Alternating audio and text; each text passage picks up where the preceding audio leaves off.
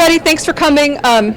This microphone is only for the TV. It doesn't amplify, so if you're wondering why you can't hear me, hopefully you in the back can hear me okay. Can you? Okay, good. So I'm Beth Fenstermacher. I'm the Assistant City Planner for Concord. I'm the staff liaison for Conservation Commission and the Trails Subcommittee. So I get all the stuff that says contact Beth Fenstermacher. That's me. So now you know who I am. So we're here. Thank you all for coming out tonight. This is great. A lot more than I expected, so this is wonderful. So we're just going to do a quick introduction for 10-15 minutes, and then we're going to break out into the 5 tables. Craig will tell you a little bit more about that, so don't get too comfortable, but we'll be moving around, and we'll try to get you out of here by 8:30 at the latest. So the purpose... collect my thoughts. So tonight we're focusing on the trails that are currently official trails in the City of Concord. If you go on our website, you'll see a list of 31 trails.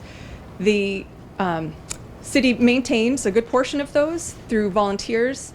It is paid for through the forestry fund. So whenever you see a timber harvest happening on city forests, that money goes into a forestry fund, which then pays for any work that has to happen on the trails that the volunteers can't handle, such as building a bridge or a plank walk or anything like that, or kiosks, anything like that. But a lot of the trails are also on private property, state-owned property. So we don't actually have authority over all of the trails, but we're still going to collect some feedback on that because I know a lot of those trails are popular, and maybe we can share it with those stakeholders. Forest Society, Five Rivers is involved. I don't know if anybody from Five Rivers was able to come tonight. So there's a lot of different groups that are involved in the trails in the city. So we're just trying to get all the information tonight, and then over the next 4 months we'll be compiling it, meeting with other people, soliciting feedback, and bringing together a trail master plan. Because if you've noticed over the past several years, our trails have become a lot more popular. I don't know if you've been lifelong users of the trail or if you just started using them, but over the past few years, I've got a lot of feedback that a lot of the trails have become really popular, and it's a great amenity for the City of Concord, which is great, but it requires a lot of resources. So we're trying to identify in a document all this information about what the community is looking for, what the community's vision is for growth, what are the priorities for the conservation land as far as where trails go, and then as far as connectivity and maintenance and additional staff resources that are required. There's a lot that our volunteers do, which is amazing, but at some point, paid staff has to take over. In the back is our friend Ron Klamarzik. You've probably seen him out on the trails with a chainsaw. He is the city's consultant forester. He's been involved since the beginning, so he knows more about these trails than anybody. So he's a great resource. He is paid through the forestry fund, so he is the one, besides me, paid staff that works on the trails, and the rest is by this amazing group of volunteers. Most of them are on our trails subcommittee, but we also have people on the periphery that aren't on the trails committee that dedicate their time to the maintenance and making sure that the trails are passable and comfortable for everybody to use. So I think that's all I'm going to say. I'm going to pass it on. So we're working with the Central New Hampshire Regional Planning Commission. They're going to be putting together the plan with us and assisting us through this process. So we have Craig Tufts and Stephanie Alexander over there. They're involved. We have sort of a work group with members from the Planning Board, the Conservation Commission, and the Trails Subcommittee. Can people on those committees just raise their hands so we know in the audience of Carol? I'm going to raise your hand for you. So we do have other commissions and committees that are involved in this whole entire process that we'll probably be meeting with them more, and then we'll do more public meetings in the future. So I'll pass it on to Craig. Great, thanks Beth. She did all of the hard work and all the things that I was going to say too. So sorry. Nope, that's perfect. It makes me very, very happy. So a little bit of an introduction now, and then the primary core of the meeting is going to be breaking into groups and visiting each of these topic tables. So, like I said, I work for the Regional Planning Commission. You know, we work on trails projects like this for lots of littler towns around Concord. So we're really happy to be able to do this for the city. So why a master plan? You know, as Beth was saying, you know, we have all these trails, they're getting great use, you know, now what? So one of the big things, you know, as far as a vision, you know, are trails important? You know, how important are they? Why should we have trails? What should trails do for us? What do they do for us, and what should they do for us? So this is kind of a bigger picture thing. You know, where are we going with all these trails? You know, what is missing? So that's kind of what, you know, the vision part of it is going to be. And, you know, table 1 is going to be a lot about, you know, this vision. And, you know, every community is unique. You know, we could steal a vision from some other community, but, you know, this is something that we have to come up with on our own. And I know Beth and Ron and a lot of others who worked on trails, they kind of have an idea for what the personality of the community is like, and that's going to go into the plan. But I would like to be able to have a bunch of small conversations with you guys about the what and the why and what is important. You know, is it economic development, or I just want to hike with my kids, or I like lots of short loops at lunch break. You know, what are the key primary things?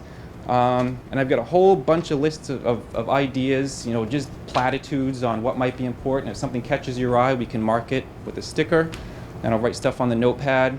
And this is, you know, big picture conversation. So that's where I will be.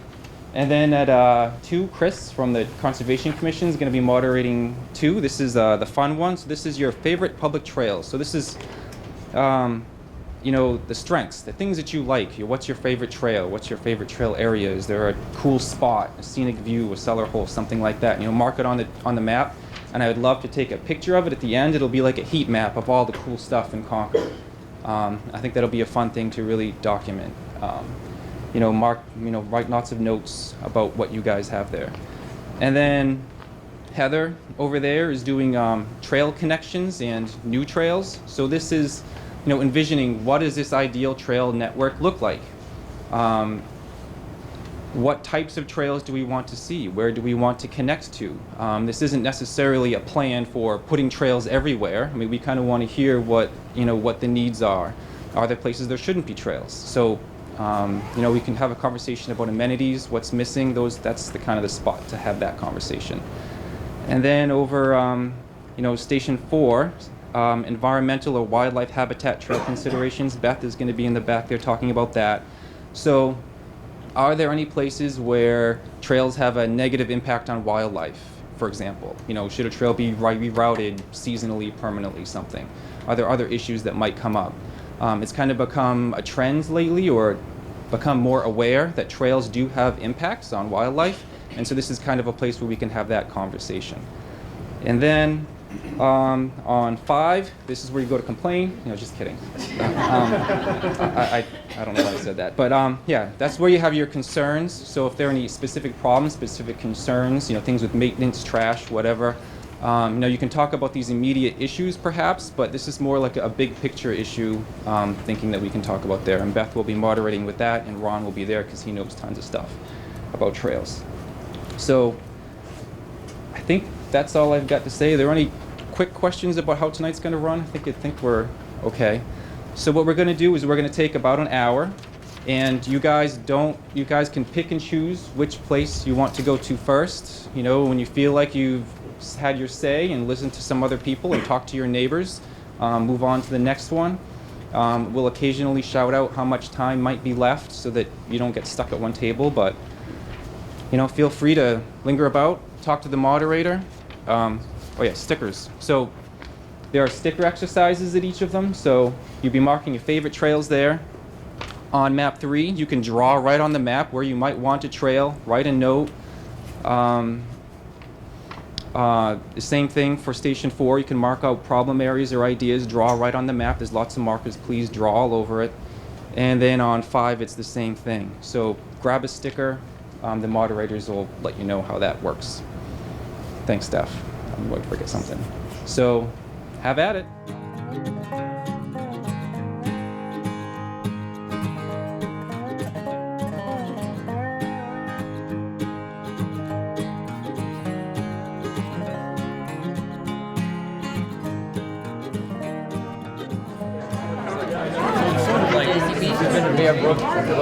A lot of mountain bikers use those, or the farmer trails, you know, one in Manchester, around the lake.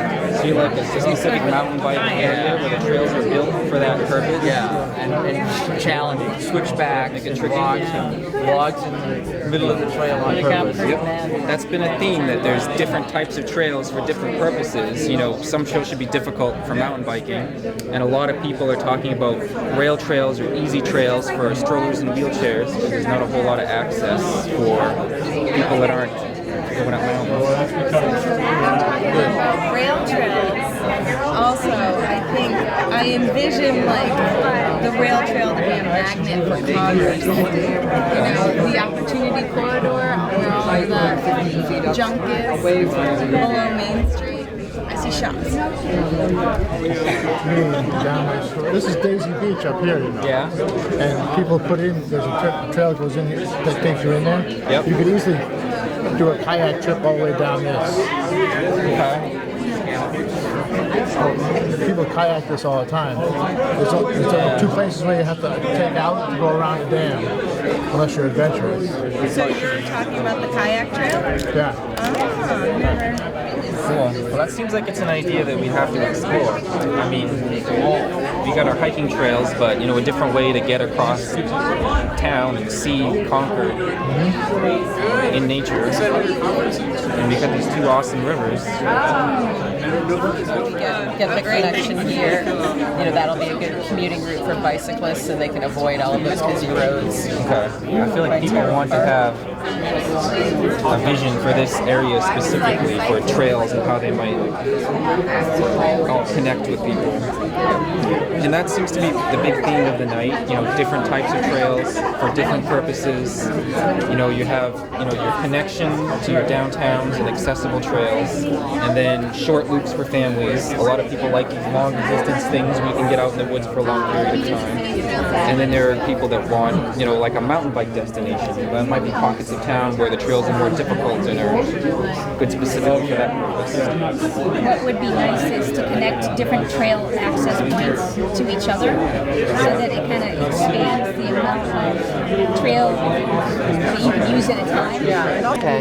And then you can access it from there, or there's a little parking area right on Horse Hill Road, and then it drops down. So either or, and then this is right next to the bridge, the Sewall Bridge. I think they call it Heroes Bridge. So it connects Mass Yard to this. As well. All right, we got to go. Most people are just kind of marking favorite trails. And this is a great place to go during the, like I said, the summer. This is all shaded, and you're along the river. Yeah, dogs can go. All right, it's summer. Okay, yes. All the yellow spots on Swope would make Marge very happy. Yeah, Winant's very popular. I mean, these trails are used like crazy. Yeah, those are a great spot. Yeah, I mean, this is kind of It's so accessible, you know. Well, and I was going to say, so why do you guys do you think these are heavily used because they're so accessible to downtown? Well, For us, we just we walk walk. out the back door. So you're right here. Okay. We walk into this system, so Yeah. I can access that. So, and is that something that's important to you to have kind of easy access from your neighborhood? I think so. And then the parking is easy here at this road. It's Yeah. a nice parking. Through here, somehow get through here. I'm not sure how. I'm just drawing lines. Right. And then get back. Bring you back. And then you get across the river. Yeah. Yeah, that would be cool. Then you coming down this way, you can get through there. We need a Mr. Ferry replica. Yeah, they're not showing this piece here connecting through here. I wonder Well, why. that's all right. So from here down here, this is active rail still. That's why they're not That's showing. not abandoned. Yeah. It's So only, none of this can get. it's well, only abandoned from But the Horseshoe city Pond is up. looking. The city is looking at They purchasing are. these. Yes. Yeah. So it will be there. Yeah. Cool. I mean, it's wide enough. You could do a rail with trail. Yeah. You know, with Well, panhandle. that's the And idea. you've got, you know, That's the plans for Store Street show Greenway. Right. bike ped type trail through there. And then they're working on this one, and they want to connect this system would then connect. That would be a major junction. Yep. To then you can go all the way up to Lebanon. Right? So are there connections to other municipalities, other trail systems, I know we have this one over here, and they've got this one over, this one over here. Are this there? one will. Yep, and that one there. That's the end of the northern rail trail. Right. And I guess we've got this here too. Actually, this is the one that goes to Lebanon, right? Not that. Yes, you're right. This is the northern goes all the way. This one goes to Sunapee. Sunapee. Is there anything out Loudon Way? I guess there's this, whatever that does. To the. Well, that's the fire tower. Yep. Oh, really? The tower's outside of Concord? Yeah, it's in Loudon. I didn't know that. And you can see a little glimpse of the White Mountains from there. Yep.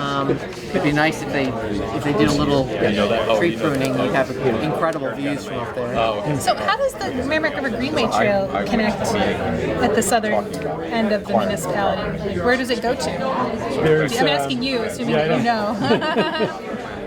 I believe there's a power easement along the river, or maybe it's the railroad easement, one or the other.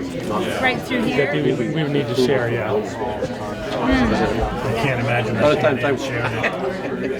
Not that it's got to be a utility. Right, I think it's a utility. Yeah, a Unitil or something like that. Yeah, or PSNH, whatever. Yeah. The thinking nowadays, this sort of level of scientific awareness wasn't there when many of these trails were like the Oak Hill trails, like Beth said, are not to mention these are some of the oldest and most loved trails, so they're highly sort of eroded in places. Plus, there are a lot of trails, and yet, I mean, it's a large property, but it's not that large. And the question might be, going forward, should we consider basically retiring some of those trails, so that such that they wouldn't preclude some of the larger wildlife.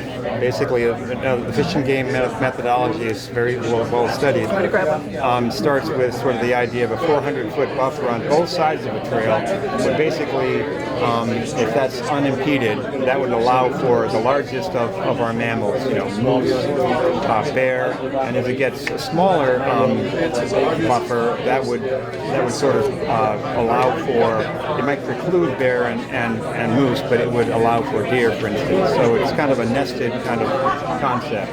And if you were to add a 400-foot buffer here, I think the entire thing would be closed off. You know what I'm saying? So, but it's just new thinking, and it's a new way to kind of look at the trails that hadn't really been considered as much before.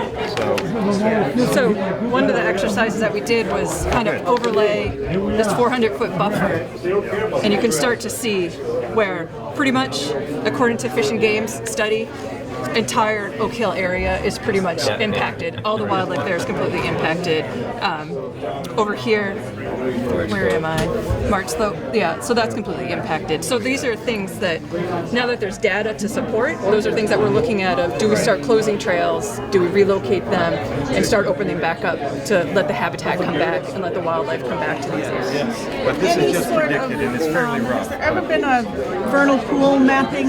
Oh, that's neat. That's a neat idea. That should be done. That's cool. Yeah. That and the deer pocket yard mapping. Yeah, vernal pool mapping would be a good idea. Did that get written down anywhere? No, I don't think so. What was the second thing?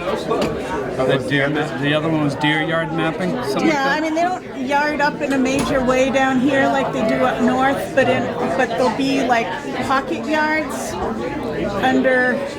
Oh, like you can see in the winter. Yeah, so Ron identified a pretty big deer yard out here. Yeah. Because there's a proposed trail out here, and it ended up getting relocated because Ron was out there a few weeks ago and he saw it's all hemlock. Same thing with the vernal pools. One of the Oak Hill trails, he was trying to reroute because it was built right in the dry season over a vernal pool, and yet every time when he tries to reroute it, people go right back to the old trails. So maybe if we came up with signs, education's like signage to educate us to why it's being rerouted. Hi, can I help you with a complaint? No specific complaints, but concerns. tree maintenance. Who do we get in contact with if there's something bigger than this big around? Where?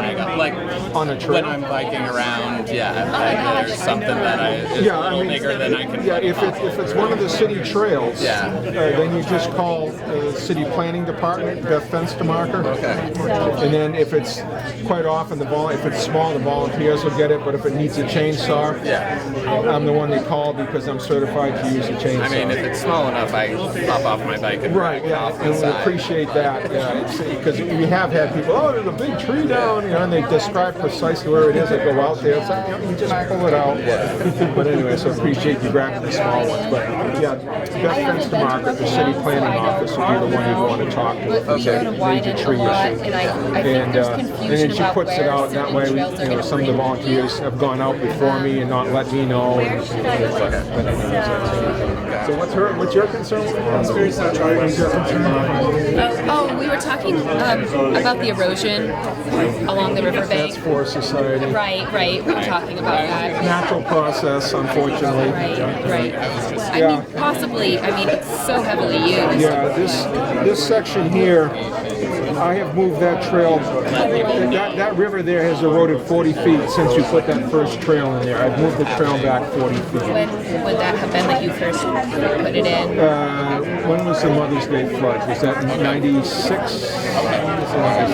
No, it was 2000. 2006. Yeah, that's when it started, and that so that and actually, believe it or not, West Portsmouth Street used to come like this, and that river has changed its course in a couple hundred years, and that's why they built West Lock Road to a swamp. If you ever wondered why a road went to a swamp, it's because it eroded here. But as you see, the river is always moving. Yeah, it's a natural curve, and so I've moved this trail twice to keep it away from the riverbank, but the trees start tipping, they fall in, they pull a major chunk of the bank with it. So that's another issue that we have to deal with, but it's a natural process. It's like trying to stop the tide. It isn't going to happen without a big expense, but even then, again, you're fighting a natural process. And with the flood control dams in Hopkinton, Blackwater River, and Pemigewasset, you don't get the massive floods that do a major shift in the river. You can see these meanders here. These were some major river shifts, and a lot of that used to happen from log jams. The trees would come down in the major floods, create a dam, and really divert the water. That's not happening anymore, but we're still having that gradual erosion process. So we get to move it back 20 feet, get it for 10 years, move it another 20 feet. Eventually, that'll tie into this wet area here. It's going to change the whole complex in there. But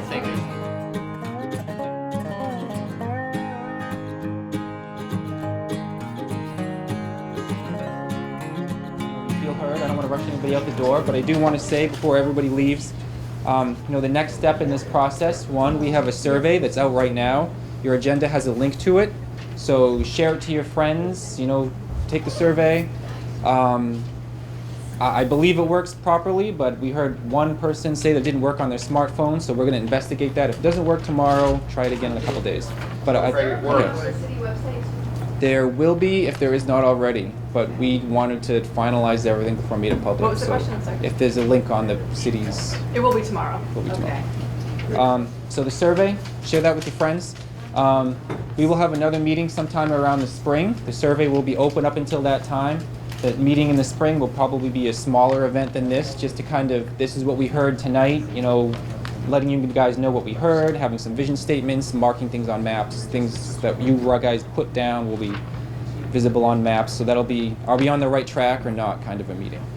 And then I think there would be an adoption process later on after that. There'd be some public hearings. And if you want to follow the project, make sure your email is on the sign-in list, and we'll send you an email just to let you know when there's an upcoming meeting. What else do I need to say?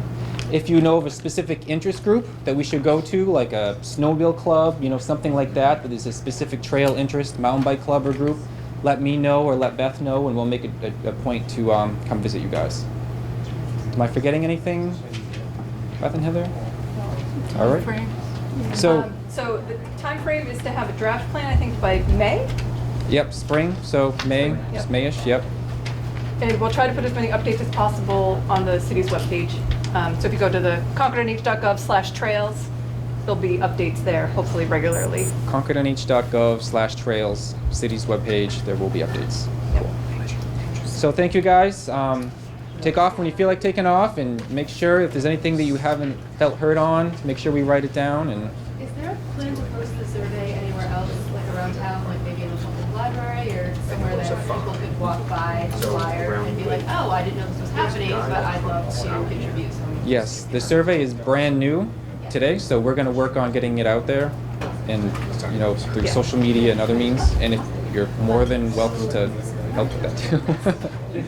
So thank you guys for coming. I really appreciate it. I talked to a lot of people and heard a lot of good ideas, and we appreciate it. Thanks.